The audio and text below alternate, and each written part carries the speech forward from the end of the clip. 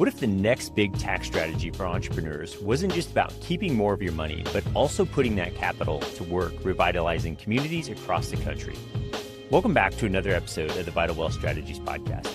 I'm your host, Patrick Lonergan, and this is the show where we break down advanced tax strategies, wealth building ideas, and practical frameworks that help entrepreneurs keep more of what they earn and deploy their capital more intentionally. Today, I'm joined by Ashley Tison, co-founder of OZ Pros, a nationally recognized opportunity zone advisor that has helped investors and entrepreneurs defer more than $1 billion in taxes while channeling capital into projects that create jobs and housing.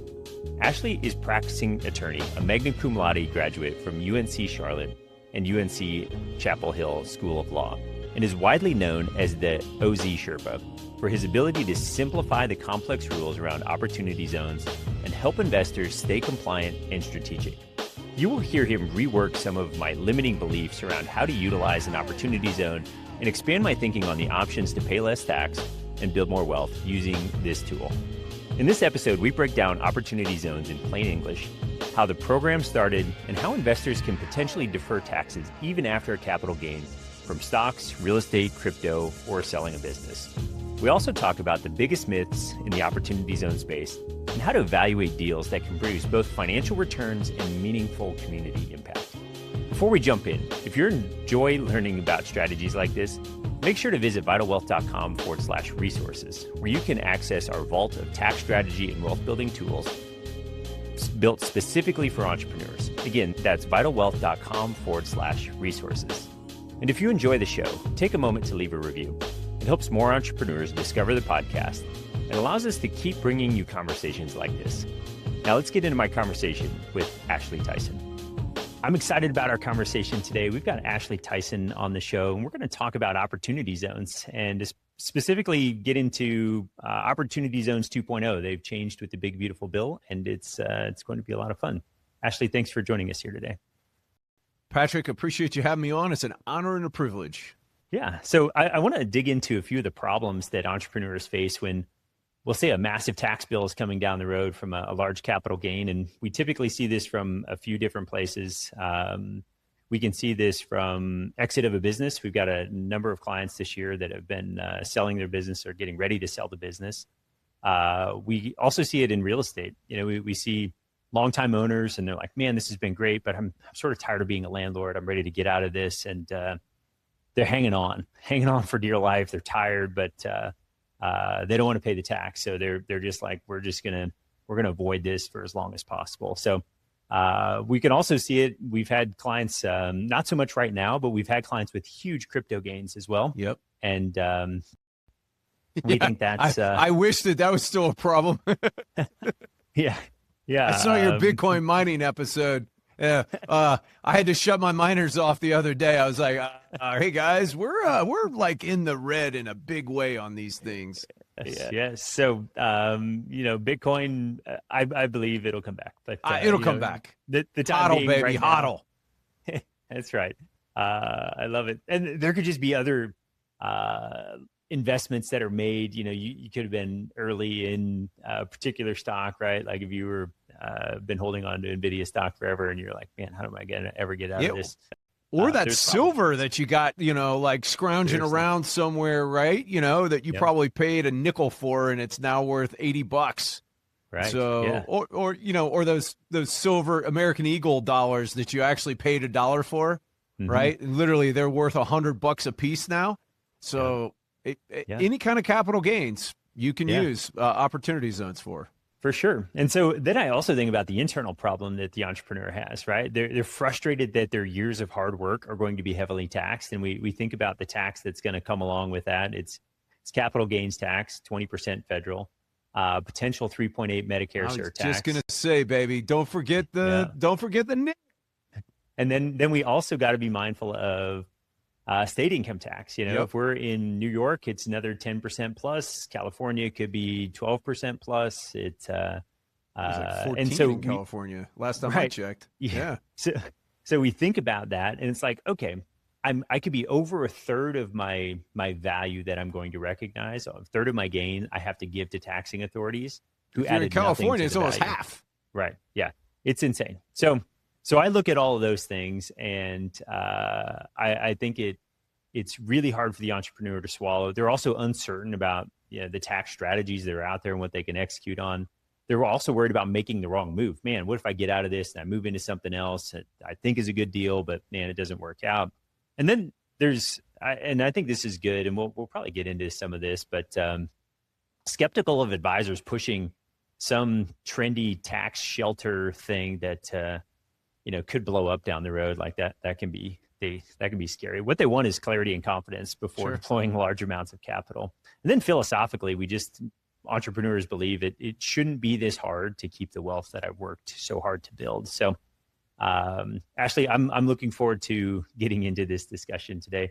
Can you give us a little bit of your background and how you've helped entrepreneurs launch hundreds of opportunity zone businesses and advised in those processes? Yeah, absolutely. So it's, we were talking about this earlier, but God bless the broken road that led me here today, right? So as I look back upon, kind of a convoluted history, I played basketball at UNC Charlotte, played a little bit overseas, and then came back and went to law school. And at the time it was, AOL and all that kind of stuff was happening, was crazy. And so I got out and I went to work for a big law firm because they were paying these ridiculous salaries. And it took me about 5 years for it to have sufficiently sucked my soul dry. And so right around that same time, I was like, you know what? I really want to do something with my money. So I started an impact investment company back in 2005. And that was my foray into real estate, like to kind of get my entrepreneurial needs met. I like to kid around that I am an entrepreneur trapped in a lawyer's body. And so that was my first foray entrepreneurially. And at the same time, I went to work in-house with a client, like a former client. And I was assistant general counsel for a tenant in common syndicator and commercial real estate developer. So we built LA Fitnesses and Food Lions, and we actually developed a number of hotels in Manhattan. And then we would tenant in common, we would tick them out. So we would syndicate the equity to a number of 1031 investors, and we distributed that product through a network of broker dealers throughout the country. And so I got to kind of learn like really sophisticated real estate transaction, how to do transactions, and also sophisticated real estate finance. And so when the commercial real estate market crashed, I had decided that I wanted to get more risky real estate. And so I had actually become a general counsel for a golf course developer. And we were developing a golf course in the mountains of North Carolina in April of 2007. So when Lehman Brothers happened, I was like, hey, guys, I got to go back to practicing law because I know that you are not going to be able to pay me. And so I did. I went out and literally I was like doing traffic tickets. I mean, I was hustling because there was nobody hiring lawyers back in 2008. As I did that, I started doing some M&A work where I did sell side, and we actually built that up. We built that into a substantial firm. I had a couple of different partners kind of along the way, but ultimately I, built that into a software product where we were doing third-party transactions for entrepreneurs in order to help them bring Wall Street level sophistication to Main Street level business mergers and acquisition transactions. So as I was doing that, I saw how much money they were leaving on the table in the form of taxes, or just kind of just not really taking care of their business and really focusing on the fundamentals that drive company value. And so I was like, you know what? I'm going to set a bar, about creating a company that actually helps people do that. So I sold my law firm in an earn-out type transaction, and I went about doing that. Unfortunately, people don't like to talk about their demise. So a succession planning practice is really hard to get inbound traffic on. So I was at a CLE and I heard about this guy talking about opportunity zones in the Tax Cut and Jobs Act. And he was talking about how, in 3 pages that they, created this powerful incentive. And I was like, I ran him down afterwards. I was like, hey, man, that sounds like 1031 and private equity got married. And he's like, oh, and they had a beautiful baby named Opportunity Zones. So we popped up a website with my team and spent about $1,000 on AdWords, and we had 150 inbound leads, and $75 million worth of capital looking for deals. And I was like, all right, we're doing opportunity zones. And Here we go. Kind of became one of the original experts. So I guess you could say I'm OGOZ. Through that, I was blessed with a tidal wave, right? I was blessed with an opportunity to be able to surf that. And we took that software package and we redeveloped that in order to create captive opportunity funds for people, because a lot of people get intimidated by when they hear opportunity fund. They think that they got to be like this massive BlackRock fund manager. And we set about trying to dispel that myth and to put what I think is the most powerfully legislatively created tax incentive ever, to put that into the hands of Main Street level investors. And that's what we do at OZ Pros. I love it. So I before we get into opportunity zones, and I'm looking forward to this, there's so many parallels. I was a basketball player in college. I went to law school. I was late for my first class buying a piece of real estate. I actually didn't graduate. I've bbeen involved in tenants in common TIC opportunities on the investment side in the early 2000s. So it's so interesting to see how our paths are.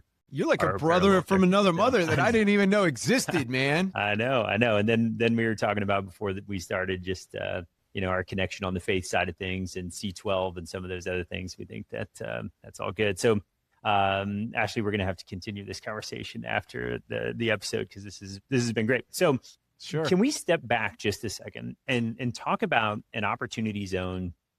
And maybe it makes sense to, and I'll let you sort of decide where we go with this, but maybe it makes sense to talk about how it worked in 1.0 and then how that's coming to an end. And then we've got 2.0 that is off and running. So let me give kind of a general overview first. And then I definitely want to hit 1.0 because there's some definite benefits for folks before the end of the year, like once in a lifetime benefits. So an opportunity zone, like I said, were created by the Tax Cut and Jobs Act of 2017.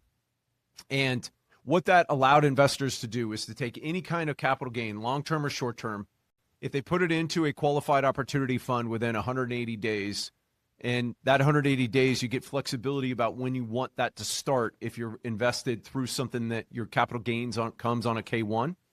And so if you get it into a qualified opportunity fund, you defer those capital gains, and 1.0 versus 2.0 changes the time period on the deferral. Under 1.0, they deferred it until December 31st, 2026. Under 1.0 as well is that if you got in before 2019 or 2021, you either got a 10% or a 15% reduction in your taxes when you go to pay them in April of 2027. So those are your first two benefits, is deferral and then reduction. And so under 2.0, they actually made the program permanent, and now they made it so that you get a rolling 5-year deferral. Any investment after January 1st, 2027 defers for 5 years.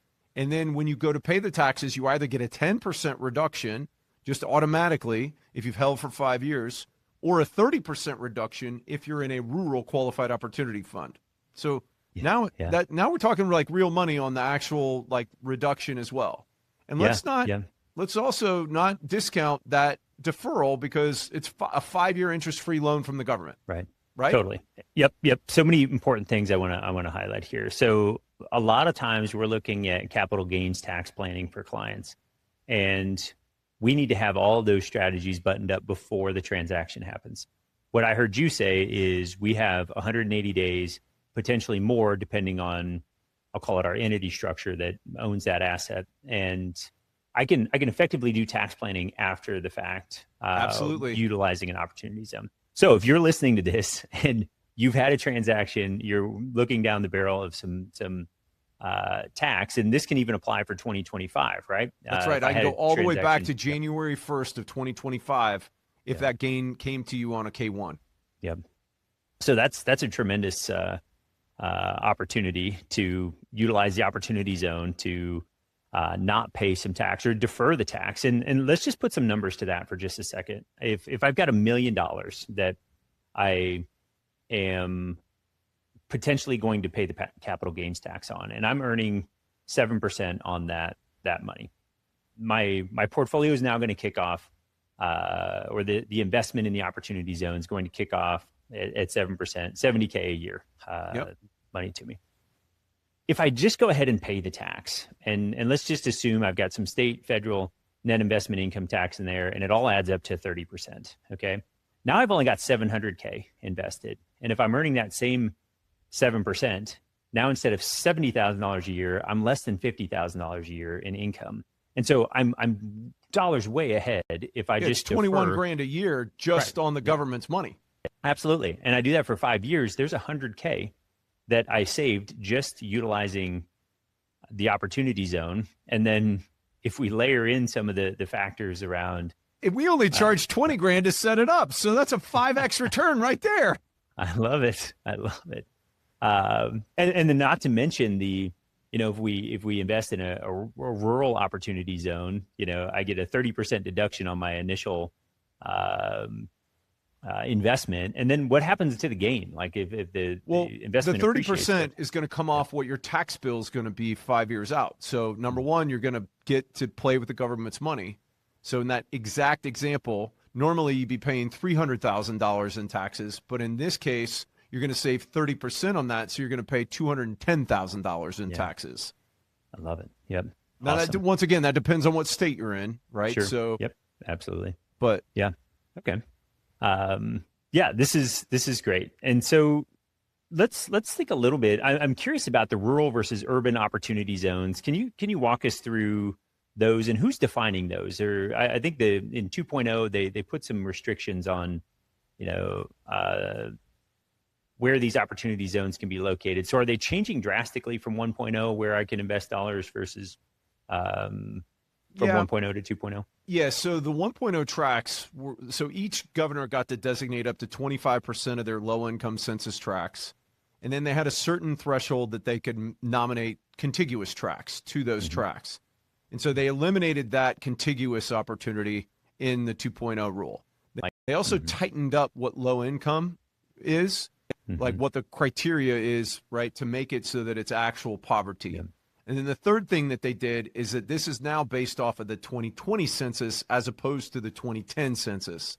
So the 1.0 tracts, which you can find at ozpros.com/map, are unbelievable. There's some unbelievable tracts in there that are going to go away. Yeah. And the good thing is that they don't go away until December 31st, 2028. And so, there's some like potential transition rules relative to like if you start a project on December 30th of 2028 in a 1.0 zone, right? Like what are the rules relative to being able to finish that project? We're waiting on those from the IRS. They're going to have something, but it is a closing window of time to be able to do deals in the 1.0 tracks. And so the 2.0 tracks, I think they're going to be good, but they're not going to be as good as some of the 1.0 zones. Got it.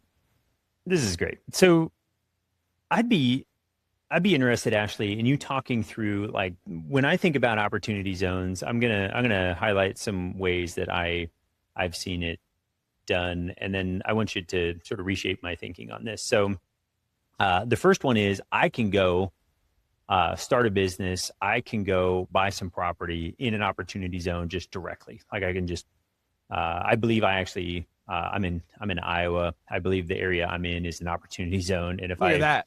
We got to talk. Right. If I start it and sell it, I think there's some unique opportunities there from a capital gains tax perspective. Same thing with some of the real estate, but that's pretty heavy, right? Like I got to be committed to that, and I might already have an operating business, and I don't know if I want to necessarily move my operations to an opportunity zone. And then we've also seen other real estate opportunities that are developing property in these areas that I can come invest in and enjoy the, however that deal goes. If it goes great, I get the upside. If it doesn't go great, I got some tax benefits, but maybe lost some money along the way. So those are the two areas that my head's at on opportunity zones. Can you walk us through the gaps, the areas that are missing there? Okay, so this is the biggest thing, is that I want to make sure that everybody understands that it's not that much of a lift. It is really not that complicated. Now, there are nuances to it, and you want to make sure that your professionals are aware of those nuances. But at the end of the day, it's fairly simple. And we've set up literally thousands of captive opportunity funds for people exactly like yourself. And we've walked them through the upsides of why opportunity zones are a big deal and why they should be paying attention to them. So the first is this, is that it's literally just an LLC taxed as a partnership. That's a qualified opportunity fund. And so you could set up your own. And by doing that, you're going to be able to put that money into that opportunity zone fund. And then depending on a couple of other things, we usually set up a QOZB underneath that, a qualified opportunity zone business. And you've got a time period from when you need to move the money from the fund down to the QOZB. But in all of those instances, you control the bank account.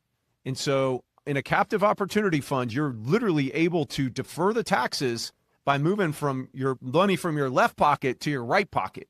And then while you're waiting, right? So, it takes, you have between 37 and 43 months before you actually have to deploy the cash. During that period of time, you can use that money for other stuff, right? Now you got to charge yourself, you got to loan it out to yourself, and there's nuances and that kind of thing to it, but you get access to that money if you need it. So that's the big thing. The second thing is that it could be very flexible relative to the business that you want to do. So I've got folks, and I'm helping people do this. I've got RIAs that are starting a new RIA, and they're like, okay, well, you mean to tell me that the next 10 years of growth and potentially 30 years of growth are going to come out completely tax-free just by locating an opportunity zone and having 50% of my employees work out of there? Yep. Okay, done. And so now they're like, okay, hey, let's look at, if I'm in a zone, that's a no-brainer.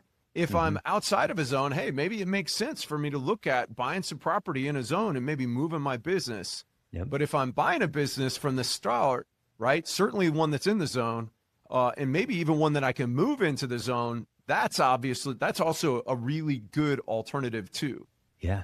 Can I ask a nerd question? Sure. And this is, this might get into some, you mentioned buying a business. So oftentimes we see business acquisitions happen two ways. There's a stock sale and there's an asset sale. Yep. If I buy the stock of that business, is that is already established in the opportunity zone? Does that benefit me at all? Do I get to take advantage of some of that, I'll say, runway that's already been started, or is that not help me? A lot of it depends, right? So when your QOF invests into a QOZB, it's got to get original issue membership interest for cash. Okay. So a lot of times if you're actually purchasing it, it's a little bit tough for us because you can't have a transaction where the money goes out to the seller. Now you can absolutely buy assets. And the only thing that has to meet the opportunity zone requirements to be qualified opportunity zone business property, in which 70% of your assets need to be that, is your physical hard assets. And so as long as those are in the zone, and as long as they're either original use or they're substantially improved, then you're good to go. And so I can walk through, right? So if somebody's got questions about that, I can walk through the specifics on original use or substantial improvement. There's some nuances too. If you're buying a equipment heavy business that's in the zone, if it's already been depreciated, then those could be bad assets. But we've got techniques where we can usually kind of deal with that, right? Relative to using some leasing strategies, also like a really heavy lease between your propco and your opco. So my background is M&A. This is what I did for 12 years prior to doing opportunity zones. And I think we've probably done more operating businesses than anybody in the country. And we've done them with SBA loans. We've done them with private equity backed stuff. We've done them all across the board. Happy to help. Yeah, no, this is fantastic. I think there's so much opportunity because when I think about when we're doing capital gains tax planning for clients, we look at 4 different buckets. And, the first one is capital gains tax deferral. The second one is elimination. The third one is charitable strategies. And then the fourth one is, we'll call it jurisdiction or location, right? Like if I move from California before my transaction to Florida or Texas, there's no state income tax there. And I saved the state income tax, which helps me quite a bit. So I'm just hearing you talk about all the benefits of the opportunity zone. And I'm like, cool, we're checking two of the boxes on both the deferral and the elimination I got side. your third box too, right? So for a state that doesn't conform, what we do is we set their opportunity zone fund up in a state that does, where they potentially might move. And then they move prior to the 10 years. Because the 10 years is the big one. It's a step up in basis of fair market value on everything that your opportunity zone fund owns. And so that not only eliminates capital gains, but it also eliminates depreciation recapture. So it also becomes a really powerful tool. An aged opportunity zone fund becomes a tool that you can use to buy highly depreciating assets inside of an opportunity zone, fully depreciate them, and then sell them 367 days later, and you get a step up in basis to fair market value. And so we are implementing this for people that have fleet management companies, that have like RV businesses, that have stuff that is equipment rental. That's a big one, where they're going to have a lot of depreciation, where they may get zinged on the depreciation recapture. We're using opportunity zones to solve that. And then we also can help them solve their location issue as well, because once again, we're deferring it for 10 years, potentially more. Yeah, I'm wishing we would have had this conversation a month or two ago. I'm just thinking of a client right now that had some assets that some vehicles they depreciated. They were going to move to a different entity. They were going to have to recapture some of that. And then I'm just hearing you talk about some of these things. I'm like, I have no idea if it would have worked, but this would have been a really cool way to at least have the discussion, plant the seed, right? Because if people have equipment heavy companies, they need to be looking at OZs. At least just look at them, right? And see, okay, it may not work for everybody. And, but look at them, because the power of no depreciation recapture is amazing. Yep. Absolutely. Yeah, no, that's so good. All right. This is fantastic. Because I'm especially thinking of, like, we have serial entrepreneurs out there that are selling their businesses. Like, I'm thinking of one right now that selling his business, and he's looking at the next chapter going, okay, what am I going to do? And I just see opportunity zone as being an incredible way to not pay capital gains tax on the dollars he just received, and then B, eliminate some of that tax down the road, and give himself more time to, not some of it, all of it. Yeah. Okay, so help me understand. Let's walk through this. I was going to say, let's go through your $1 million example, because I actually think that this is good for people to, like, just think about numbers, right? You got your $1 million worth of capital gains that you would normally be paying 30% on next April.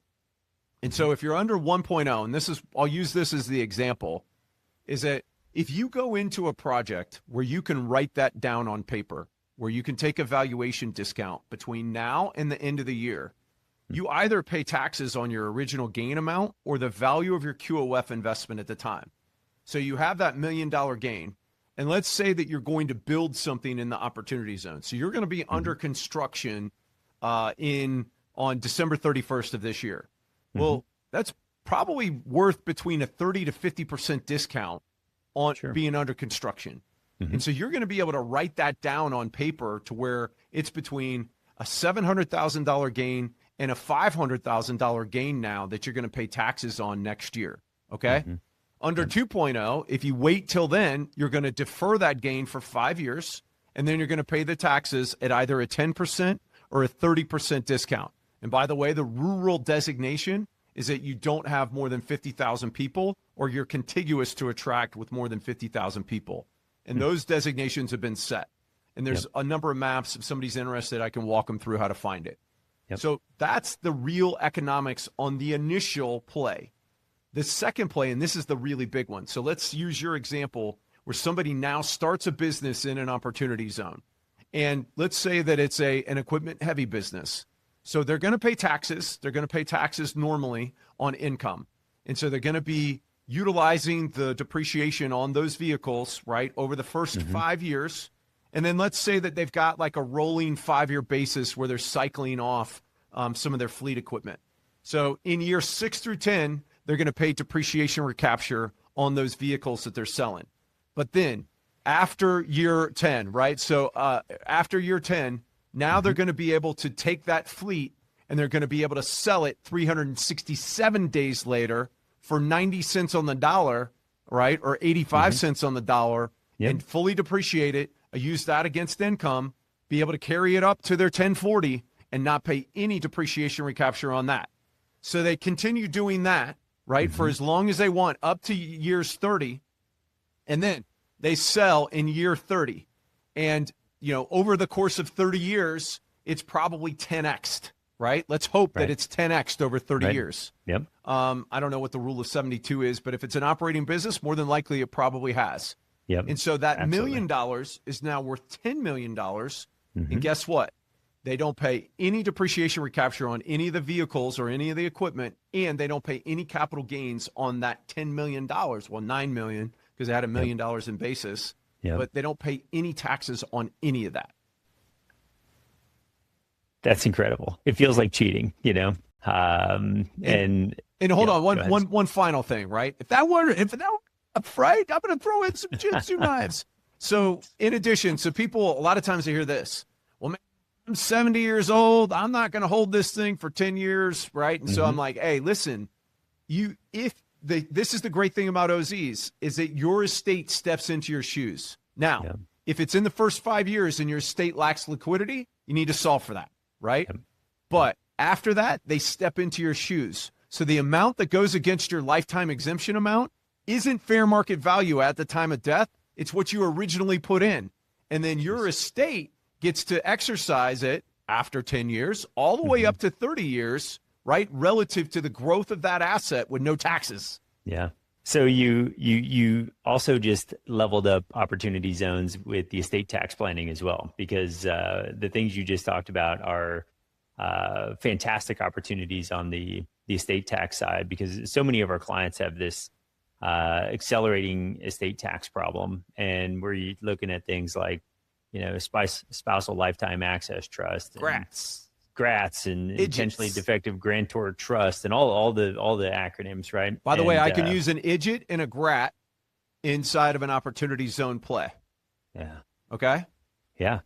Because if you transfer it to an irrevocable trust, that trips an inclusion event. But an IDGIT and a GRAT are still considered grantor trusts. And so I can use that inside of an opportunity zone structure. A lot of times they just keep this one outside of it because they're like, okay, well, I know that that's protected for the next 30 years, right? Relative to the value. So I'm just going to go ahead and use that one. Or they could use that GRAT deal and then get the value of their actual investment now even down further relative to how much their gift exemption they're using. And then they drop it into the GRAT and bam, it grows freaking tax-free without any taxes for the next 30 years. Yeah. No, I'm thinking of maybe the people that have already used up all of their exemptions, right? They're just sort of left with taxable estate. And I'm thinking about opportunity zones and the ability to leverage that for additional estate tax planning. Either that or somebody that's got a bunch of stuff inside of a irrevocable trust where that irrevocable trust is getting crushed on taxes. And so they're concerned about that, is that we can take that irrevocable trust and we can make that an investor inside of the fund. It has a gain. We can take that gain and we can once again defer that gain, and then we can have it be the taxpayer. And so, I mean, and a lot of these folks, right? So as we're helping, and we've kind of moved up the chain, if you will, from Main Street. We're actually helping a bunch of different family offices that want to talk about a direct into investment strategy. So that way they kind of cut out the different middlemen sponsors that are out there. And we're helping them actually allocate into professionally managed deals out of their own captive qualified opportunity fund, where these these developers need to round out their deal. And so they'll take a direct investment into the actual operating entity, and then they'll usually give a sidecar into the promote where we can negotiate a really healthy kind of bonus investment for folks that may not necessarily want to do their own deals, or they're not going to do deals with all of their cash.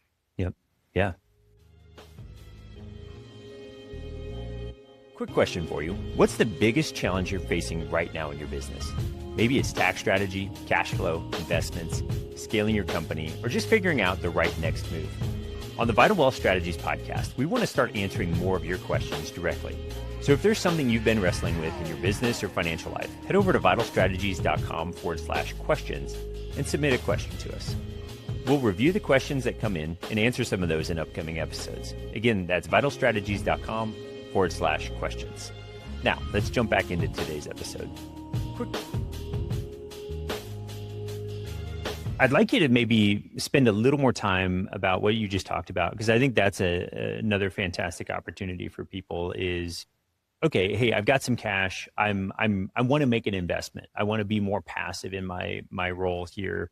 And I think there's some big institutional players out there. I've never been too excited about those opportunities. And so I've always been more interested in like, how can you sort of put my dollars right next to the guy that's running the deal, who has his own capital invested, and we can sort of enjoy the upside together. And I know the operator, and he's doing well. So can you tell us a little bit more about how those deals come together? Sure, absolutely. So you set up your captive opportunity fund, you defer into it, and this is the case for anybody that wants to go into a institutional deal. So we've had this happen on a regular occasion with an oil and gas sponsor that they're talking with somebody that's got $30 million worth of gain. They don't want to put all $30 million into just oil and gas. Yeah. So they're not a candidate to just go into that fund.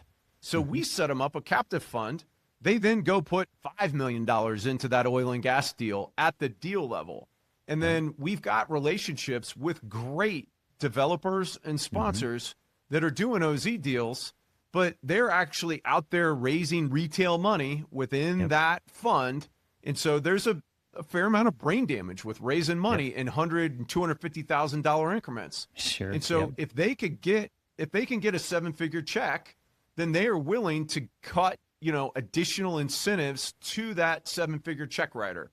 And so we are kind of we're that bridge between the two of those, where we've got vetted providers that are interested in doing that.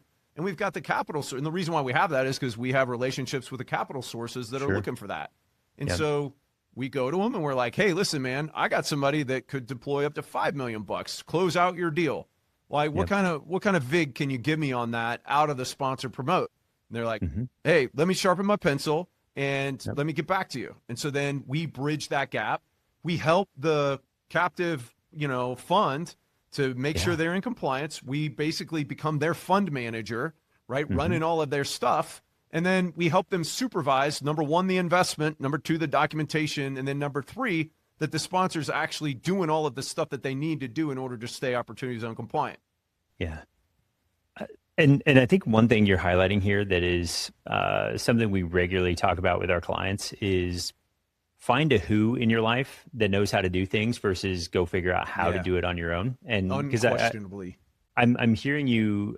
We just feel like we should stay in our lane and lean into our unique ability, and then let's go find expertise in the areas that we need it. And what you're talking about here, I think, is, man, we got Bob Bodine, we got strategic coach going there, man. We got we're channeling all kind of stuff here today. It's awesome. This is good. And Ashley, you're so well read. It's like any reference I make, you're like, I know exactly where that came from. This is good. I love strategic. Well, once coach. Again, dude, like we need to. How tall are you? Are you like? Because I'm 6'8". Maybe we got some common lineage there. Yeah, I'm 6'4", so I don't know. I'm up there. I'm not as tall as you, but well, my brothers are 6'4". I got one that's 6'4", one that's 6'5". They felt like they got cheated. Yeah. My dad was 7 foot, and I was like, hey, man, we all got cheated. Yeah, absolutely. But maybe we can get the old man basketball team together and go out there and still. I'll tell you what, man. Bit, I used to foul people. Now I really have to foul people. Yeah, I got out and played with some 20-somethings the other day, and I'm like, you're old enough to be my child, but Now you hung, dude. That's impressive. I was sore. I was really sore. I bet. My brain says I can still do it. My body, it's not so sure. But yeah, unfortunately, I do that same thing. Okay, sorry. Let's get back on who, not how. Right? We are looking for who's in our lives, not figuring out how to do it. And I just I think about all of the things you just talked through, and anybody that has a capital gain opportunity should call you. Like, I can't imagine a scenario why that wouldn't make sense to just start a conversation and go, all right, Ashley, let's talk through with you or somebody on your team, what opportunities are available to me, because I just look at the flexibility, the leverage. Like, people also don't understand the compounding impact of taking the tax out of the equation. We've talked about this before, but if you take a penny and double it every day, I think by the end of 31 days you have like $15 million. It's a staggering number. It's if you insane. if you apply the 37% tax rate to that doubling, you have like 14,000 or 12,000 or some number like that. It's like, don't let taxes erode your wealth building. Lean into these opportunities, and there's just so many things that we've talked about that are just blowing my mind. So it's interesting that you mentioned that, right? Because I think that one of the things that Opportunity Zones has started to do is, and certainly the family offices that I work with, this is really resonating with them, is that they are really, really honed in on tax drag, but they're also starting to understand transactional drag. And so they're starting to understand the transactional drag associated with a 3 to 5 year hold on real estate assets and or business assets, and how much is involved with both paying the taxes on that, but then also paying all of the professionals that are associated with a deal every 3 to 5 years. And then, oh, hey, by the way, every 3 to 5 years, I've got to go find a new deal. And so if they've got the ability to be able to stick something into a really good deal, do all of their due diligence, find the really best operator, and then say, hey, I'm going to leave this money with you for 10 years, potentially even 30 years. Man, when you talk about what is able to happen there, it's unbelievable. Yeah. And I think you're highlighting a really interesting point. I want to make a look back at a 1031 exchange for a second. When I do a 1031 exchange, the problem with that is everybody knows I'm doing a 1031 exchange. I have a limited amount of time, and I'm screwed when I'm negotiating that deal, because they're like, nope, not doing it, right? Like, I understand the time pressure you're under. If you want to do this deal, pay the price. And so I don't have any of that time pressure when I'm looking at, I still have some time pressure, but I don't have, it's not a 43 months. Right. I mean, okay. If you can't do it inside of 43 months, we got to talk. Yes, no, absolutely. Well, so you also bring up another point, right? That we solve a lot of failed 1031s with OZs. So when somebody either fails to designate, or their money, they're not unable to close, or they're unable to close on a portion of it, and normally that would come out to them as boot, we can kick that into a fund, and we can get the deferral, and we can get all of the OZ benefits for that. And their 180 days starts when they get the money back from the QI. Yeah. So we actually are using that as one of the 1.0 to 2.0 transition, and kind of that straddle option, is that if somebody's selling a real estate asset that they own individually, put the money with a QI, because that now gives you 180 days. That gets us past July 1st, and now you can put it into 2.0 if you wanted to put it into 2.0.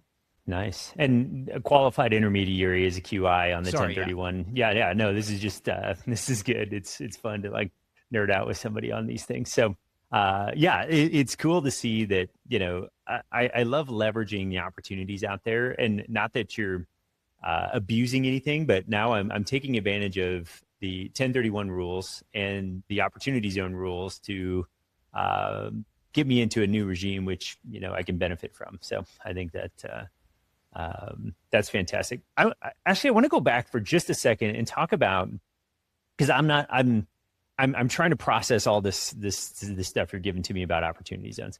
Can we talk a little bit more about the I'll call it the captive, and how I can sort of pick and choose my investment opportunities inside of there? I just want to understand that maybe a little bit better, because it's a little fuzzy for me right now, how all of that comes together. Sure. So inside of your fund, right, you got to get it into a fund inside of 180 days. We talked about that a fund can be simple as an LLC taxed as a partnership. So when you get it into the fund, you have between 6 months and a year before you have to have 90% of your money into qualified opportunity zone business property. So you can either invest directly into real estate that's in an opportunity zone, or you can invest through what we call a qualified opportunity zone business. And so you can invest into that actual LLC. And a qualified opportunity zone business is, once again, it's either a partnership or a corporation that's got 70% of its assets as qualified opportunity zone business property, and it's earning 50% of its income from something that's happening in the zone. Yeah. That doesn't have to be a new deal. So you could take your money and you could put it into an older opportunity zone business. So we're actually doing a bunch of this right now. I've got one of the things that I help people allocate into is a distressed fund. And so they take their new cash and they put it into an existing multifamily deal that may have some constraints relative to the financing that they got back in 2021, 2022. Sure.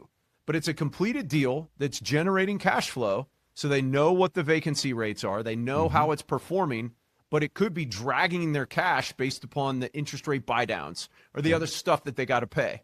So they can now bring that money in, and as long as they're paying off debt to where it's not transferring out to another party, that's totally kosher. That absolutely works. Or you've got a professional fund manager. So I've got one that's building build to rents right now. And they've got a QOZB that's building 1,000 of them, and so they're actually raising money, and so they are open and willing to raise capital from existing QOFs, right? Because they want to be able to take money from other established QOFs out there, like there's a number of different funds that are professionally managed that they're actually deploying into other people's deals. The one that hops off the table to me is Arcturus. So they're like, hey, we want to make this available to Arcturus because they could write us a $10 million check. And so they set it up so that they can accommodate funds from other funds that are out there. And so that then applies to you as well. And based upon how much money you're bringing to the table, there's an amount inside of that sponsor promote that's inside of every deal that's specifically reserved and allocated to raising money. Now, it depends on who the sponsor is about how much that is. But because of that, we can then go have a conversation with them to say, okay, if you don't have to go do that, and we're going to bring a sizable check, how much can we get grossed up inside of this deal? Sure. And so they will gross you up. And hey, guess what? You've just gotten an offer at better terms, right? So it's not like you got an extra kicker, right, of cash that came to you under the table or anything. You just got a better rate on your investment. Guess what? When that comes back to you, it comes all out tax-free. Yeah, no, that is fantastic.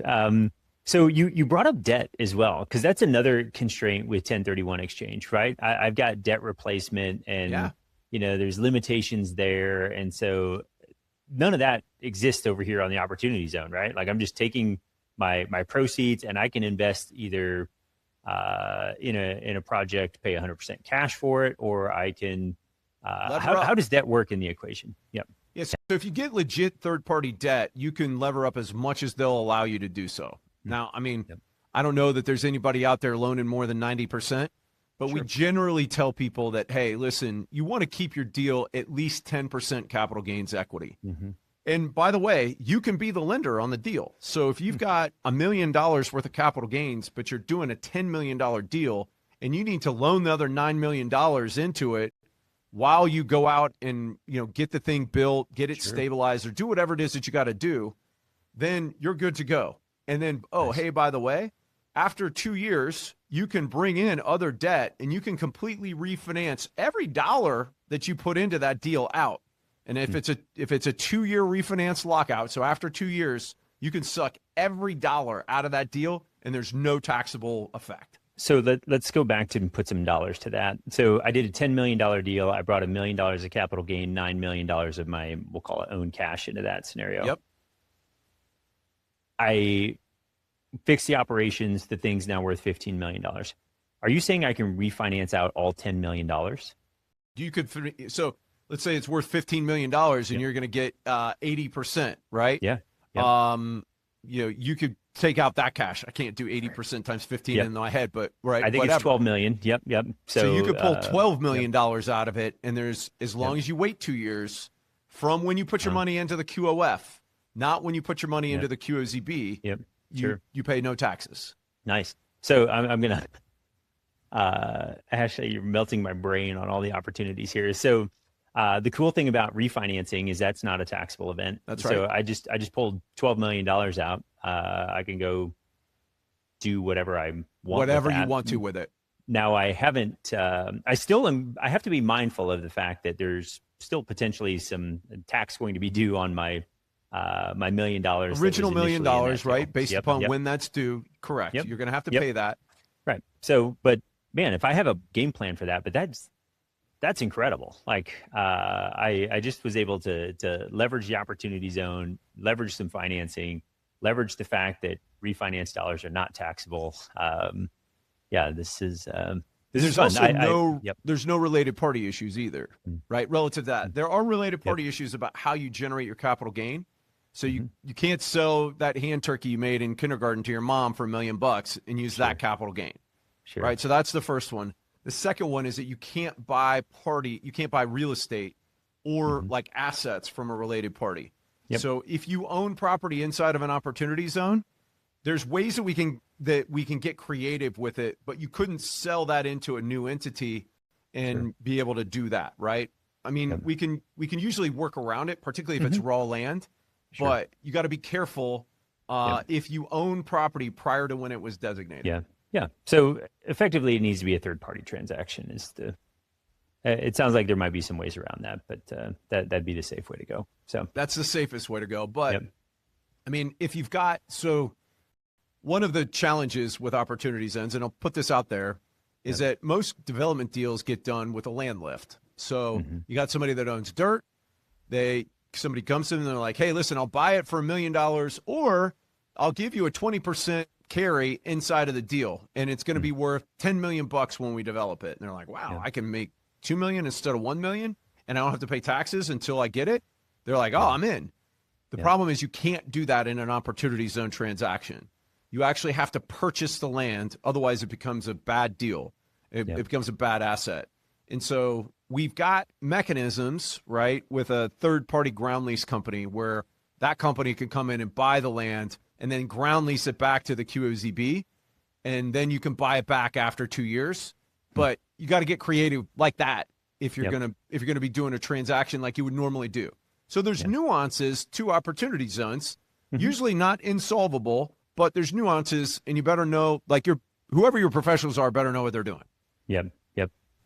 Man, okay. I feel like we could run all day and be talking about all of the tax opportunities. So here's a few things. I want to point people to ozpros.com. And Ashley, I know you've created some special assets for a landing page for people listening to the show. Can you walk us through that and what people will experience when they go there? Yeah, I know that that your listeners are probably looking at how they can improve their after-tax returns. And so my team specifically put together a podcast listener starter kit. And the show notes have a link to a landing page that's specifically for your guests. If you're listening and you're listening to this where you can't actually pull the show notes up, if you go to ozpros.com/podcast, you're going to be able to pull it up there. And it's got a 15-minute masterclass, kind of a plain English guide relative to how to do OZs that you could share with your CPA or partners. I got my my trademarked opportunity zone cheat sheet that's in there. It's basically opportunity zones on a page. And then we also have the map that I was talking about where you can find where the OZ opportunity zones are in your area. Yeah, I have to admit I've signed up and I'm working my way through all of that content, and it's good stuff. So I'm just excited about adding OZ opportunity zones to the toolkit that we offer to our clients, and just being able to connect with you and your team, Ashley, to be able to just execute on this, because I'm just seeing so many opportunities here for people that are having capital gains that we need to mitigate the tax. And I think this is something that it's got a level of complexity that makes it just challenging enough for people to go, I don't know how to do that. I don't know what to do with it. And what you're doing here is removing all of that friction and allowing people to just continue to accelerate their wealth. So this is good stuff. We try to make that as painless as possible. Yep. So we've got a number of different ways that you can interact. So like I said, we can set up your QOF or QSEB.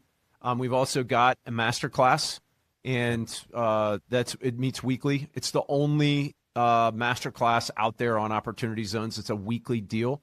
And we really deep dive into the nuances of it. And so we can flush out really fast whether somebody's strategy or something that they're potentially thinking about will work.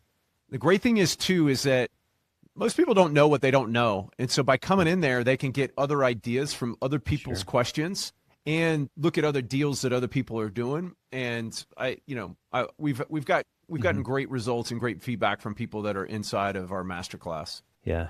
Yeah. This is awesome. And I think about the stakes that we're looking at here. You know, if a listener is listening to this and they're like not taking action, you know, thinking about losing a large percentage, 30% or more to capital gains tax. Right. I just look at the entrepreneur drives this country forward, and we should keep as many dollars in their hands as possible. And by not taking action, you're missing out on some opportunities, some time sensitive opportunities. You know, there's so much flexibility in the opportunity zone, but you still have to do something before the clock runs out. And then you hate to end up in a rushed investment decision after liquidity events or even before liquidity events. So taking proactive approach, if you think you've got a transaction happening, the time to start is not right when the transaction is 179 days afterwards. Right. It's a year, 2 or 3 ahead of time, getting an understanding of what's out there for us, getting a plan together. I think all of that is great. And if we don't, you know, we're just failing to position our wealth for generational impact. And we just hate to see decades of value creation shrink dramatically due to poor planning. So we think of the flip side of that, right? The entrepreneur that takes action preserves significantly more of their gains or all of their gains. They get to reinvest capital strategically, build long-term tax efficient wealth, align their investment decisions with, I'll say, community and legacy impact. Like that's a fantastic thing with these opportunity zones. And then they really get to transform a taxable liquidity event into just a powerful wealth building and legacy building opportunity. So, Ashley, I just appreciate you creating this opportunity for people to pay less tax, build more wealth, and ultimately live a great life at the end of the day. So thank you so much for joining us here today and sharing all of your wisdom and insight. This has been awesome. Well, thanks for having me, Patrick. It's an honor and a privilege, like I said before. And it's been a fun interaction, and looking forward to, you know, seeing what that holds. And you know, hopefully I won't foul you too much when we actually do get a chance to play basketball together. It sounds like a plan. Thank you, brother. Yeah, man. Thanks for tuning into this episode of the Vital Wealth Strategies podcast. I hope you found value in today's conversation with Ashley and walked away with a few ideas you can apply in your business or investing strategy. If this episode helped you think differently about tax strategy, capital gains, or opportunity zones, share it with someone who could benefit from hearing it. A lot of entrepreneurs are navigating these decisions, and sometimes the right conversation at the right time can make a big difference. And before we go, make sure you visit vitalwealth.com/resources. We've built a vault of tools, guides, and insights designed to help entrepreneurs minimize taxes, build wealth, and make smarter financial decisions. Again, that's vitalwealth.com/resources. Take some time to explore, because there's a lot that can help you take the next step in your strategy. Also, if you enjoy the podcast, I'd really appreciate it if you left us a review. It helps more entrepreneurs discover the show and allows us to keep bringing more valuable conversations like the one you heard today. And one more reminder, you can always find our growing library of resources at vitalwealth.com/resources. And remember, you're a vital entrepreneur. You're vital because you're the backbone of our economy, creating opportunities, driving growth, and making an impact. You're vital to your family, creating abundance in every aspect of life. And you're vital to me because you're committed to growing your wealth, leading with purpose, and creating something truly great. Thank you for being a part of this incredible community of vital entrepreneurs. I appreciate you, and I look forward to having you back here next week on the Vital Wealth Strategies podcast, where we help entrepreneurs minimize their taxes, master wealth, and optimize their lives.